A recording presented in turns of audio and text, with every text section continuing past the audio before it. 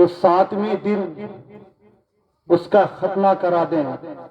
لیکن اصل قول یہ ہے، جو صحیح قول یہ ہے کہ جب بچے کی عمر 7 سال ہو جائے تو 7 سال سے 12 سال کے اندر تک بچے کا ختنہ کرا دینا چاہیے.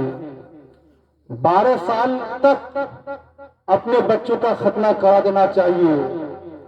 اور بعض یہ لکھتے ہیں کہ اگر کوئی انسان 55 سال کی عمر میں اسلام قبول کیا یا 60 سال کی عمر میں اسلام قبول کیا تو وہ ختنہ تو کیا نہیں ہے، پھر وہ کیسے ختنہ کرے گا؟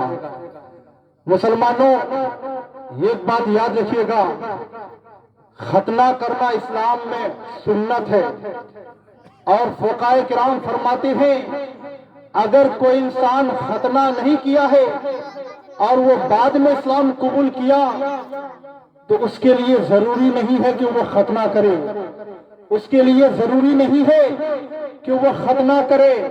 تو پتہ یہ چلا کہ 7 سال سے 12 سال کے بیچ میں اگر کوئی ختنہ نہیں کر پایا تو پھر وہ 12 سال کے بعد کسی ڈاکٹر کے پاس یا کسی نائی کے پاس جا کر ختنہ نہیں کر سکتا ہے.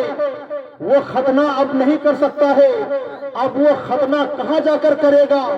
تو پھر کتابوں میں اگر عمر 15 پار کر گئی، اگر آپ کی عمر 12 سال سے کراس کر گئی تو اب ختنہ ڈاکٹر نہیں کرے گا، کوئی نائی نہیں کرے گا، کوئی کرنے والا نہیں کرے گا.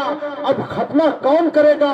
تو اس کے لیے حکم ہے کہ جس کی عمر 12 سال سے زیادہ ہو جائے وہ ختنہ نہ کیے تو وہ ختنہ کرنے کے لیے نہ اسپتال جا سکتا ہے، نہ کسی نائی کے پاس جا سکتا ہے. وہ ختنہ اپنے ہاتھ سے کرے گا. کیونکہ مسلمانوں، اسلام ایک ایسا مذہب ہے جہاں عزتوں کا خیال کیا جاتا ہے، جہاں عزتوں کا بھرپور خیال کیا جاتا ہے.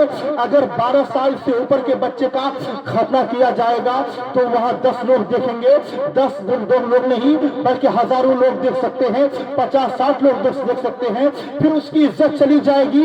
اسی لیے اسلام کہتا ہے کہ 12 سال کے بعد اگر کوئی ختنہ کرنا چاہے تو نائی کے پاس نہیں، ڈاکٹروں کے پاس نہیں، بلکہ اپنے ہاتھ سے ختنہ کرے گا.